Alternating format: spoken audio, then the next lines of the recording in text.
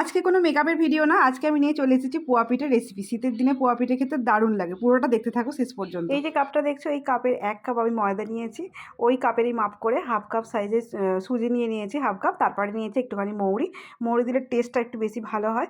তার সাথে অল্প একটু নুন দিলাম, নুন না দিলে তো আমার তো গুণ গাইবেই না। হাফ কাপ চিনি দিয়ে ভালো করে মিশিয়ে নিলাম। এদিকে আমি ইন্ডাকশানে একটু হালকা কুসুম কুসুম করে জলটা গরম করে নিলাম।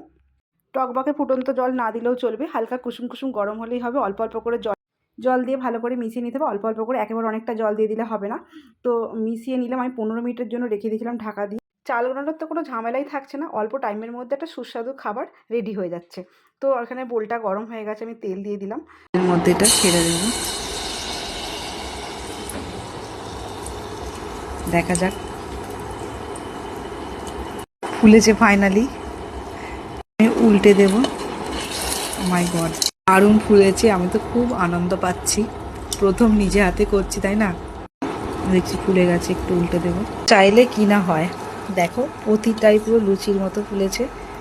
খুবই আনন্দ হচ্ছে আমার, এই প্রথম আমি পোয়া পিঠে বানালাম। দেখো দারুণ ফুলেছে। এইটা দেখতে যতটাই সুন্দর হয়েছে ততটাই টেস্টি, নরম নরম ফুলকো ফুলকো শীতের দিনের পোয়া পিঠা রেডি। একসাথে সবাই মিলে খাবো, চলে এসো দেরি না করে। আর পিঠে খেতে কে কে ভালোবাসো